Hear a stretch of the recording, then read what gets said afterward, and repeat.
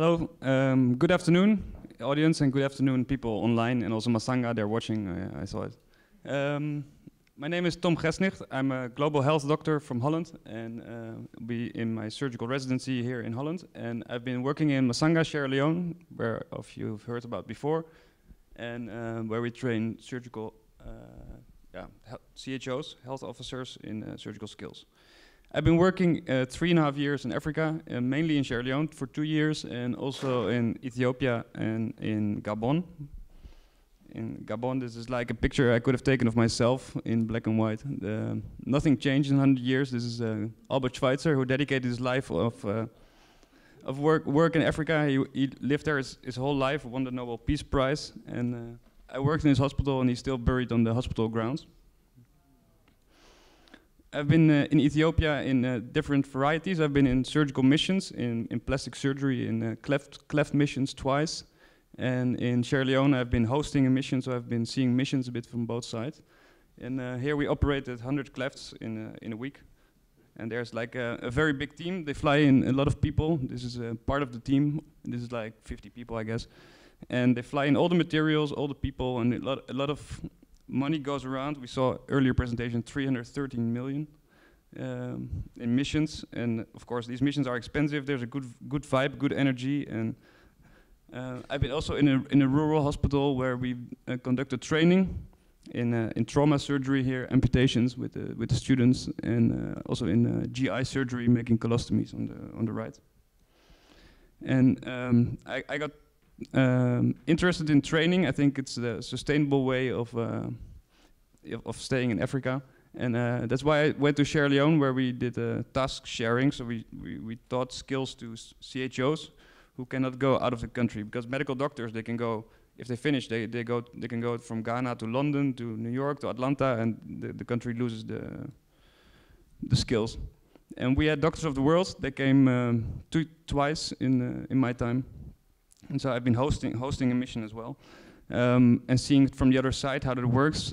It's very nice. People get trained, and as Sister Avlina already said, like it gives a good vibe in the hospital. People can learn new skills. They can talk about cases, but it also takes people out of the regular flow of the work. It disturbs somehow the work. Like elective cases got postponed 2 weeks. That you have to run on 1 OT instead of 2.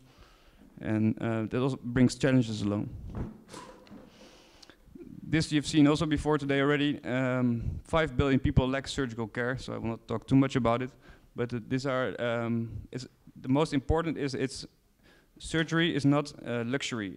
It's basic care. And I think that's the most important for global surgery. The thing is, what I want to highlight also is our Western doctors, if they go for missions, not a drop on a hot plate.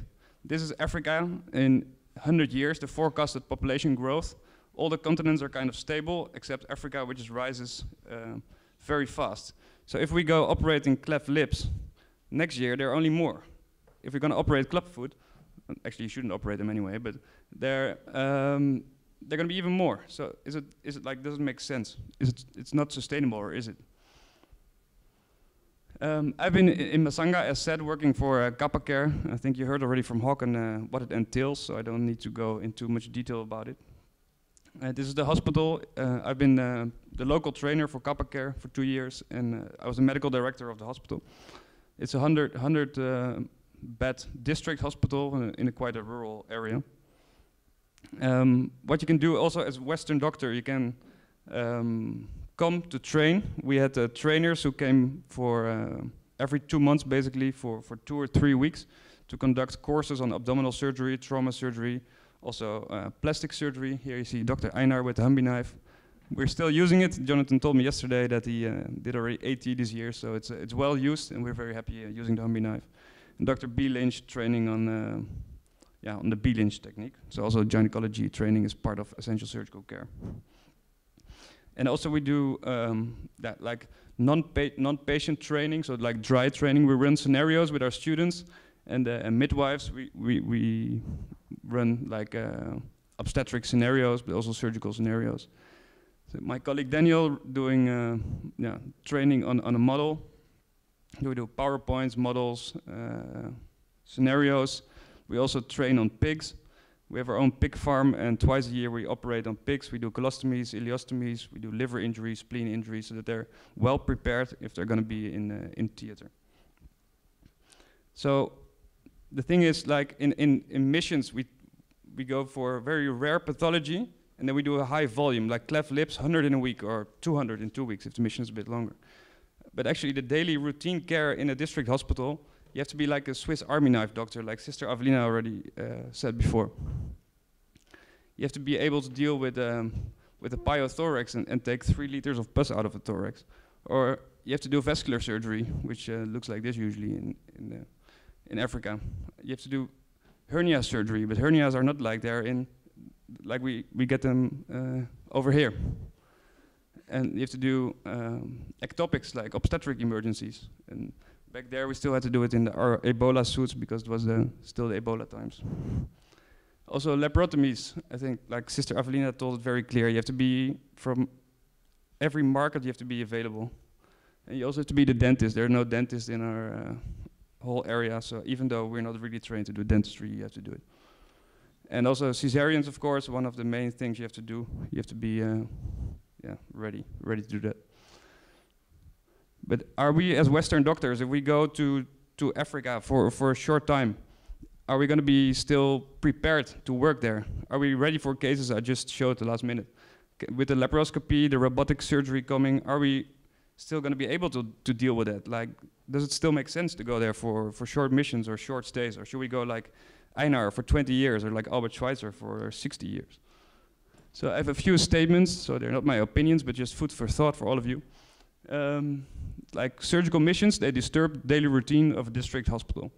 And the money that goes to those missions should actually be allocated to conduct training on normal cases instead of high volume of rare cases. And Western health workers, they only really contribute if they go for longer term placements. Or should they at first conduct a global health course before they actually go to lower middle income countries? And it's about my own hospital, of course, but training surgical skills to lower cadre healthcare workers, as for example the CHOs in Sierra Leone, is more sustainable than training MDs who can go abroad when they're finished, or to private hospitals in Cape Town, Johannesburg, or wherever, in which country they work. So some food for thought, and I want to end my presentation here.